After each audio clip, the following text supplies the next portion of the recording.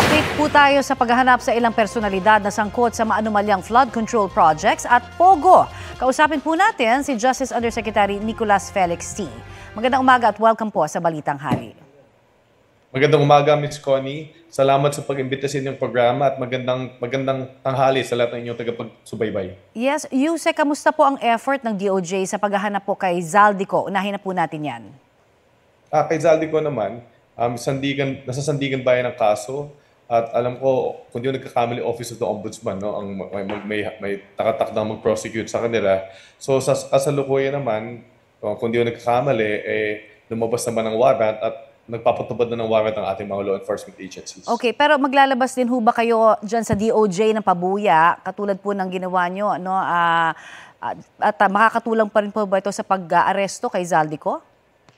Para dito kay Zaldico, wala pa naman kami instructions. Ang pabuya lamang ay para kay Cassandra Ong lamang. Sandra Ong pa lamang. Okay. Paano kayo makakatiyak na hindi lalabas ng bansa, no, si Justice Undersecretary Jose Cadiz na binabanggit din ho na bagman raw di umano ni Zaldico? Wala namang requirement na hindi siya lumabas ng bansa. Ngayon ay di naman siya subject ng HTO ng PHDO at sa kasalukuyan ay nakalib lang naman siya. Wala sa aming tanggapan. Bakit ho kaya nabanggit na wala hong basihan yung sinasabi ho ni Attorney Roque na hindi raw siya po pwedeng arestuhin dahil humihiling pa siya ng political asylum sa the Netherlands? Ang naintindihan ko dyan ay yung principle of non-refoulement, no, sa mga asylum proceedings, no? Yun naman ang basehan niya. Pero tulad ng sinabi namin kahapon, nasa ano na yan, nasa bansa na nagbibinig ng kanyang application kung ibibigay nila to kay Attorney Harry Roque. Okay. At ano ho ang status ng pakikipag-ugnayan natin sa Interpol kaugnay po sa mga tinutugis na personalidad sa ibang bansa tulad po ni Attorney Harry Roque at Nico? Kay Cassandra Ong at kay Ronaldin Baterna, no, meron na tayong red notice mula sa Interpol.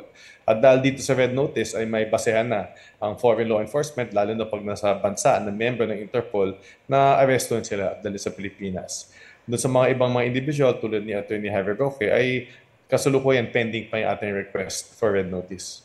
Okay. Ano pong masasabi nyo? Dahil ang sabi po ng kampo ni Cassandra Leong, diversionary tactic daw ang reward na alok ng DOJ.